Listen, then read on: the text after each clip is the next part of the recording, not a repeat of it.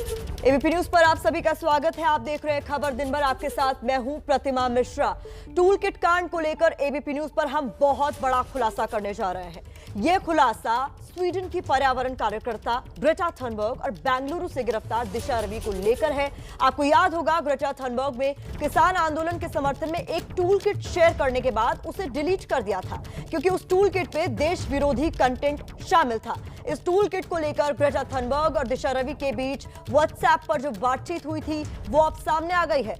इस चैट में दिशा ग्रेटा को टूल किट शेयर नहीं करने के लिए कह रही हैं। दिशा ने ग्रेटा को यह बताया है कि हम लोगों के खिलाफ यूएपीए के तहत कार्रवाई हो सकती है। एबीपी न्यूज के पास चैट की पूरी कॉपी मौजूद है।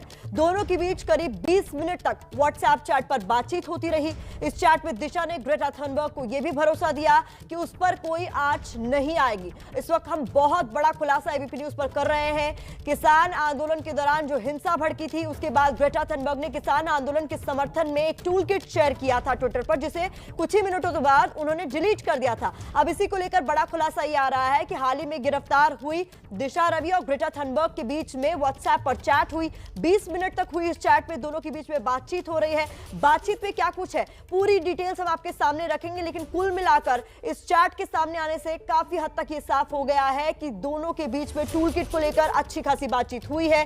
ग्रेटा ने क्या कहा, बड़ा अच्छा होता अगर ये अभी तैयार होता, इसके चक्कर में मुझे कई धमकियां मिलती, इसने तो हंगामा खड़ा कर दिया। इसके जवाब में दिशा रवि ने व्हाट्सएप पे क्या लिखा वो भी हम आपके सामने रखने जा रहे हैं। 3 फरवरी 2021 की ये दोनों के बीच की चैट है। लिखती हैं, अभी भेज रही हूं, क्या तुम टूल किट को बिल्कुल ट्वीट नहीं कर सकती हो।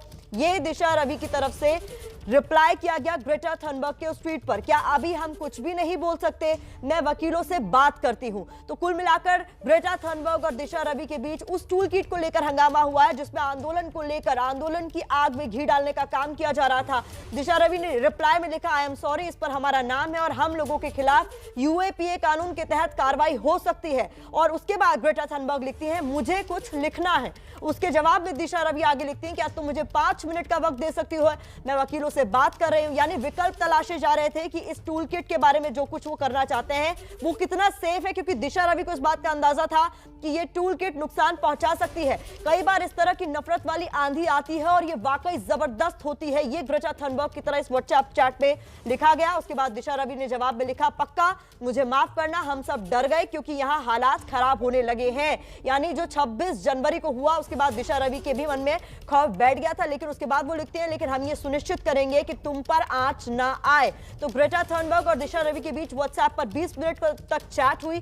चैट में टूल किट पर डिस्कशन हो रहा था कि इसे शेयर किया जाए या ना किया जाए। और साथ ही साथ दिशा रवि ने कुछ मिनटों तक ग्रेटा थनबर्ग को रुकने को कहा, यह कहते हुए कि वो वकीलों से इस पर बात कर रही हैं, हो सकता है कि यूएपीए कानून के तहत इन पर कार्रवाई हो जाए। आपको बता दें, हमारे कुछ सहयोगी हमारे साथ इस वक्त लाइव जुड़ गए, उनका रुख कर लेते हैं। मनोज वर्मा व्हाट्सएप चैट पर हमको अपडेट देंगे। इसके अलावा अंकित गुप्ता हमारे साथ जुड़ गए हैं और साथ ही साथ विकास भदौरिया हमारे सहयोगी इस वक्त हमारे साथ है। सबसे पहले मनोज, आपसे ये सवाल, ये व्हाट्सएप चैट कई सारे खुलासे करती है, कई बड़े खुलासे करती है।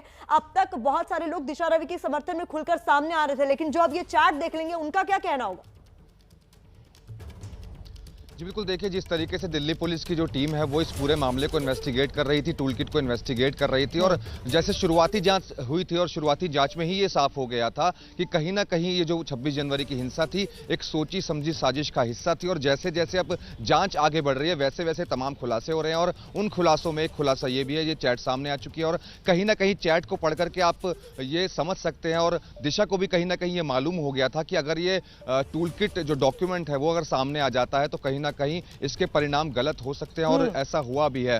टूल किट जो है ग्रेटा थनबर्ग ने ट्वीट कर दिया था और उसके तुरंत बाद उसने डिलीट भी कर दिया था, लेकिन तब तक वो बहुत लोगों के पास पहुंच चुका था। और उसी के बाद जब इन्वेस्टिगेशन आगे बढ़ी, दिल्ली पुलिस की जो साइबर सेल की टीम है उन्होंने गूगल को लिखा, गूगल से जो जानकारियां हासिल हुई उसके बाद दिशा रवि की गिरफ्तारी की गई। इसके अंदर फिर निकिता का नाम सामने आया, शांतनु का नाम सामने आया, और कहीं ना कहीं जो इसके तार थे वो विदेश में जाकर के जुड़ गए। और जिस तरीके से अब जो ये चैट सामने आ गई उससे कहीं ना कहीं ये साफ है कि साजिश पूरी सुनियोजित साजिश थी ये, और जिस तरीके से सब कुछ 26 जनवरी को हुआ पहले से वो प्री प्लान था। बिल्कुल प्री प्लान था। विकास, इस पर मेरा सवाल आपसे ये है कि जो स्थिति आप देख रहे हैं, जो आपने पूरी व्हाट्सएप चैट पढ़ी, उसमें दिशा रवि का ये कहना कि कुछ मिनट रुक जाओ, मैं वकीलों से बात कर लेती हूँ क्योंकि हमारे खिलाफ यूएपीए कानून के तहत कार्रवाई हो सकती है, यानी पता था कि इसका नतीजा क्या हो सकता है, बावजूद इसके इतनी बड़ी साजिश।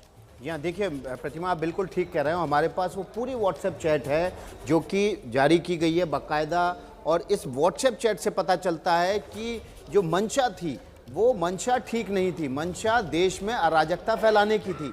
और प्रतिमा, मैं आपको बता दूं कि अभी बहुत सारे सबूत आना बाकी हैं। कौन कौन से सबूत होंगे? जूम मीटिंग की जब डिटेल्स आएंगी, रिकॉर्डिंग आएंगी, तो उसमें क्या बातें हुई हैं वो एक बहुत बड़ा सबूत बनेगी, और इस बात का सबूत बनेगी कि इस ग्रुप की मंशा क्या थी, देश में किस तरह से वो अराजकता फैलाना चाहते थे।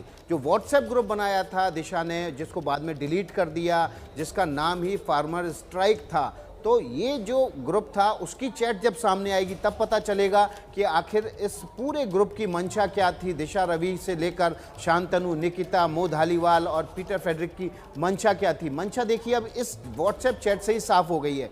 ये 21 साल की नादान उम्र नहीं होती, सबको पता होता है देश का कानून क्या है, और यूएपीए का जिक्र वो खुद कर रही है दिशा इसमें।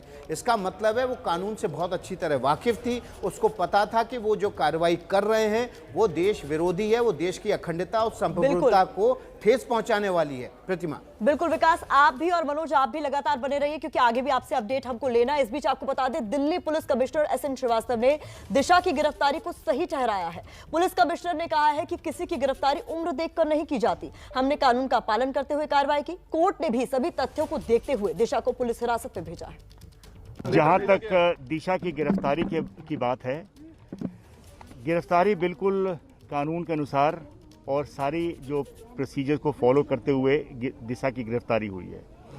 कानून ये उसमें 22 साल की उम्र का और 50 साल की उम्र में कोई उसमें डिफरेंस नहीं